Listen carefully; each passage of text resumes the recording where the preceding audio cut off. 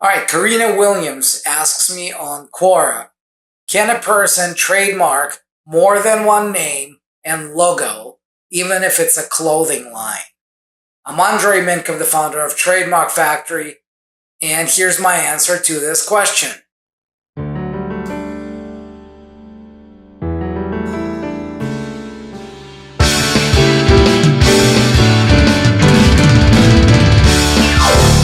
Yeah, absolutely. And really, this is where the difference lies between trademarks and company names or personal names, because you can only have one legal name, whether it's for yourself or for your company.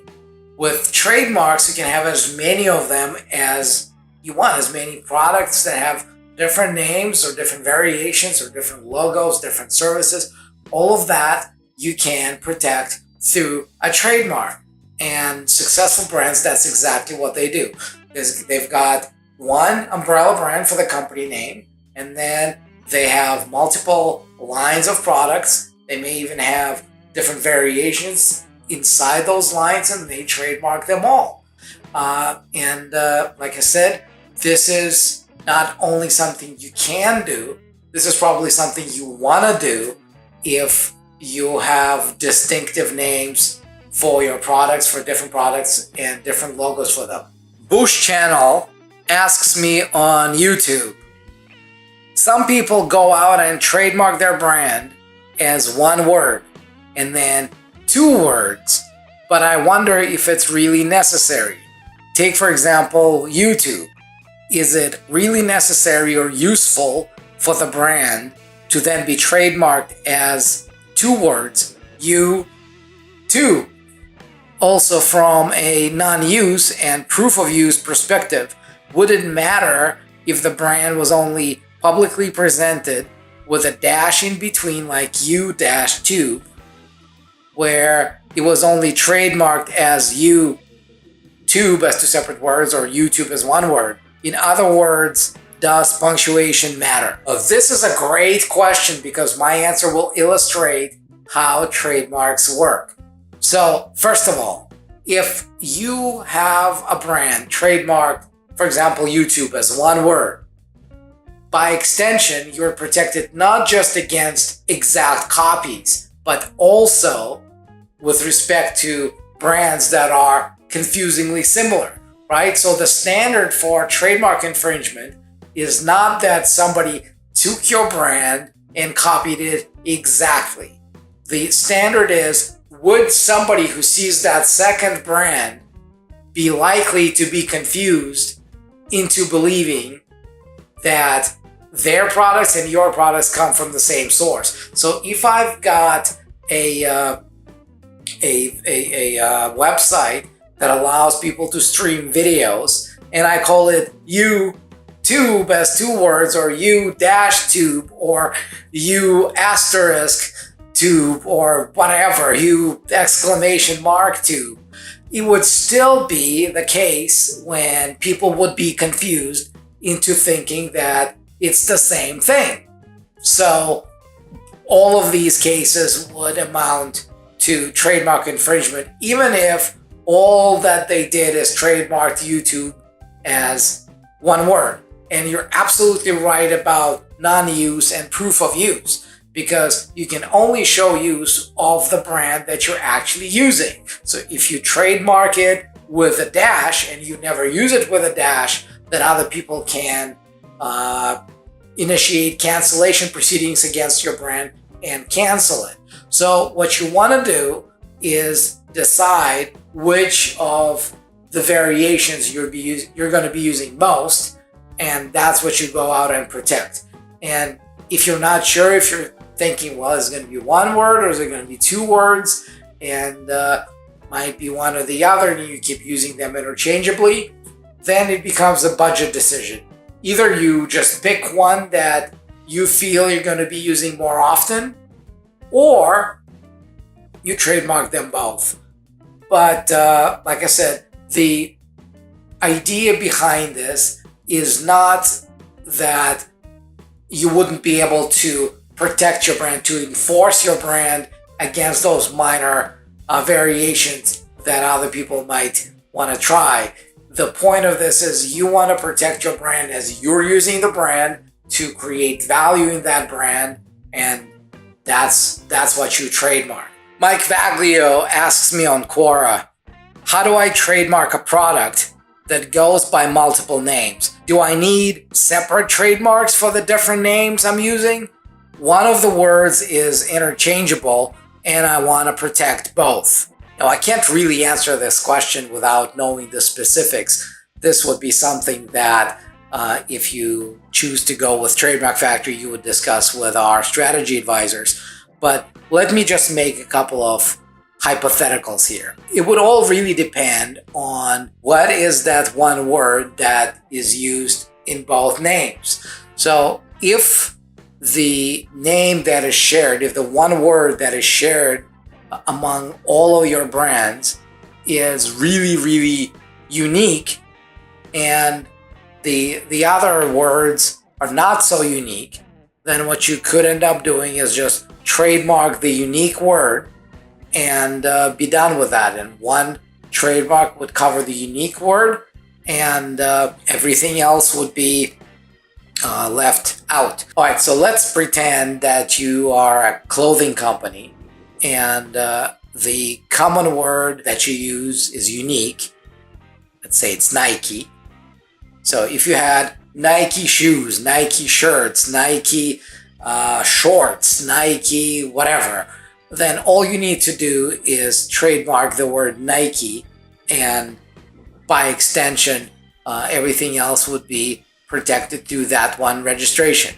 On the other hand, if the word that's shared among all your other brands is not so unique, it's maybe generic or descriptive, for example, the word that is found everywhere is shirts, and then you have ABC shirts and XYZ shirts and LMNOP shirts, then you don't really care about protecting the word shirts because it would have to be disclaimed anyway. So all you do then is you trademark ABC, XYZ, and LMNOP. Now there are also situations in between when the name that's shared is not really unique, but it's not generic either. And that could be a situation when, by trademarking several of those combinations, you will be building what's called a family of marks. So a good example is McDonald's. And I know it has nothing to do with clothing, but bear with me. McDonald's has a bunch of food items that start with Mac, right? Or contain Mac. So for example, McChicken, McNuggets, McMuffin. So they got a bunch of those, and by trademarking them all, they've built what's called a family of marks that makes it easier for them to stop others who would have their food items also start with Mac, like McPizza, right? So McDonald's doesn't sell pizza, but because they've got multiple trademarks that all start with Mac, they can actually successfully go against those other restaurants and shut them down if they were using McPizza or something like that. So again, all of this really depends on the specifics of your situation, the strength of the word that's shared, the strength of those other words, and really your budget.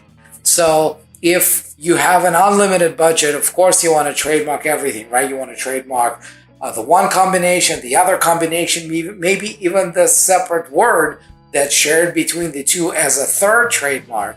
And that could be a good strategy as well. Again, I don't know your situation. And if you're interested in finding out how that specifically relates to you, you're welcome to book a call with our strategy advisors. But anyway, that's not the point of this video. The point of this video is to show that in some situations, it could be that you would be trademarking several brands. In some situations, you would be trademarking one.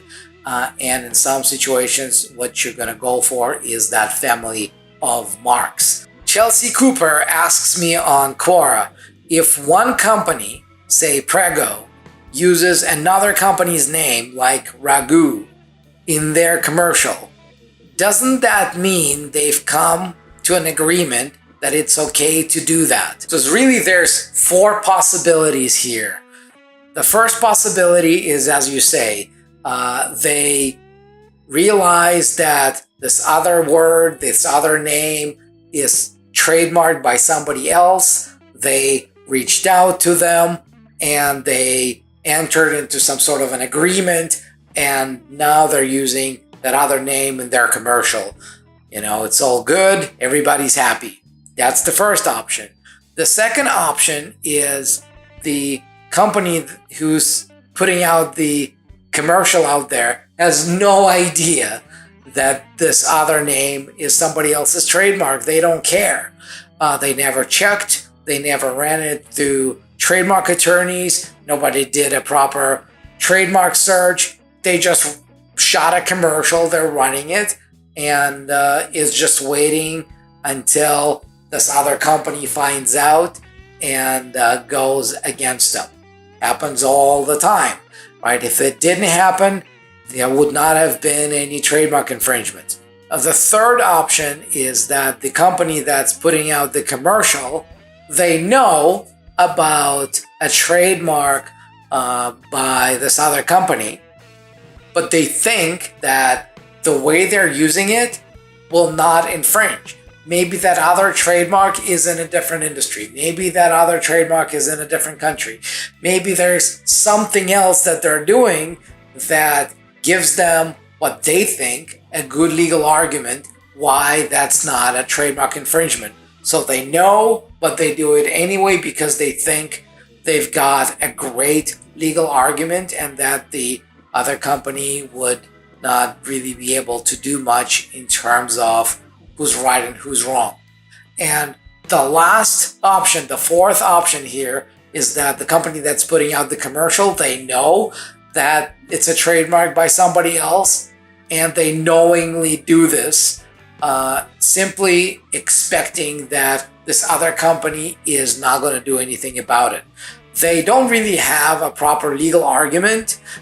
They just assume that this other company would not have enough money maybe, or would not want to get into this legal argument, and so they hope to get away with that. Or maybe they think that the commercial is going to generate them more money than they're going to spend to pay their lawyers, this other side's lawyers, and this other company as well. So it could be calculated decision in the sense of, yeah, we know we're wrong, but we're going to do it anyway.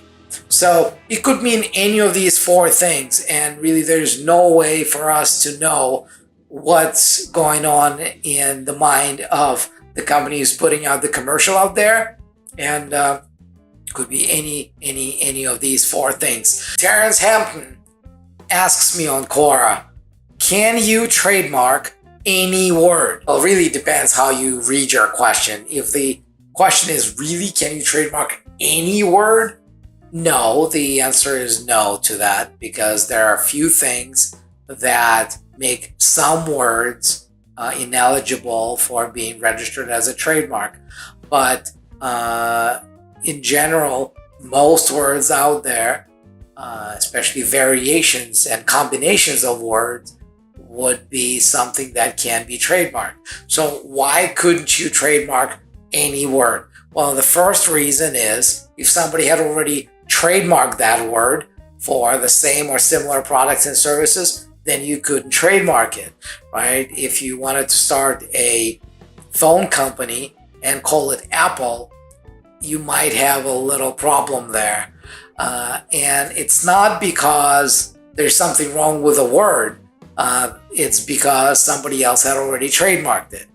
The second reason why you couldn't trademark any word is the word that you pick for your trademark describes the product or the service that you're offering, or even as a generic term for that product or a service. So just go back to Apple. If you're in the business of selling apples, then you couldn't trademark the word apple to sell apples, because the function of a trademark is to let the market distinguish your products and services apart from identical and similar products and services of everyone else. And if you were allowed to have a monopoly on the word apple, then what would other apple growers supposed to do, right? If they couldn't use the word apple because you trademarked it, how are they supposed to sell their apples? So that's another reason why you couldn't trademark that.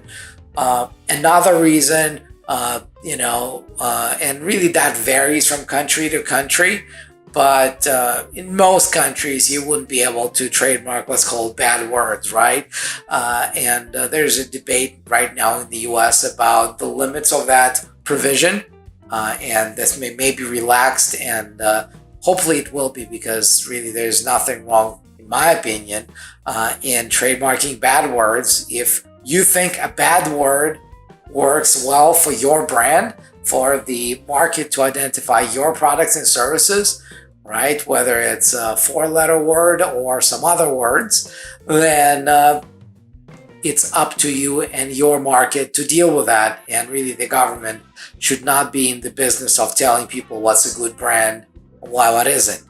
But currently, bad words in many countries you can't trademark.